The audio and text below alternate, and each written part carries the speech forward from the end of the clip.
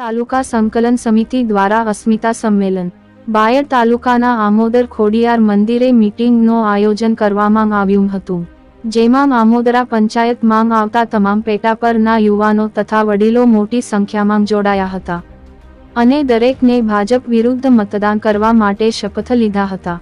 આ પ્રસંગે ભાજપ 400 પાર નહીં પણ 400 તડીપાર પાર થશે। આ વિસ્તારના ઉપસ્થિત યુવાનોએ રૂપાલા વિરુદ્ધ સૂત્રોચ્ચાર કર્યા હતા અને ભાજપ વિરોધી વધુમાં વધુ મતદાન કરવાની હાકલ કરી હતી। આ સંમેલનમાં યુવાનોએ પોતાના મંતવ્યો રજૂ કર્યા। આજ રોજ સંકલન સમિતિ દ્વારા બાયડ તાલુકાના આમોદરા ખાતે ક્ષત્રિય અસ્મિતા સંમેલન યોજવામાં આવ્યું।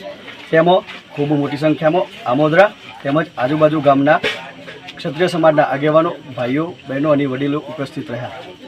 તે મિટિંગમાં નક્કી કરવામાં આવ્યું કે આજ સુધી ભારતીય જનતા પાર્ટીએ ક્ષત્રિય સમાજનો ઉપયોગ જ કર્યો છે અને તેમને ઉપયોગ કરીને તેમની સત્તાઓ મેળવી છે।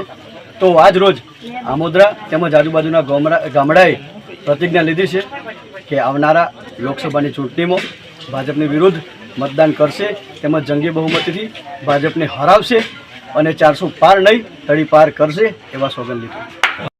જય ભવાની, જય ભાતીજી મહારાજ।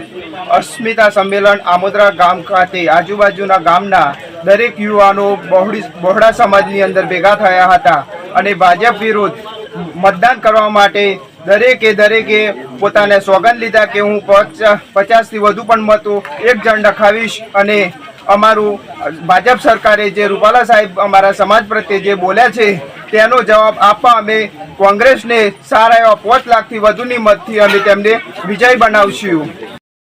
આજરોજ બાયડ સંકલન સમિતિ દ્વારા આમોદરાના યુવાનો દ્વારા એક અસ્મિતાની મિટિંગ યોજવામાં આવી।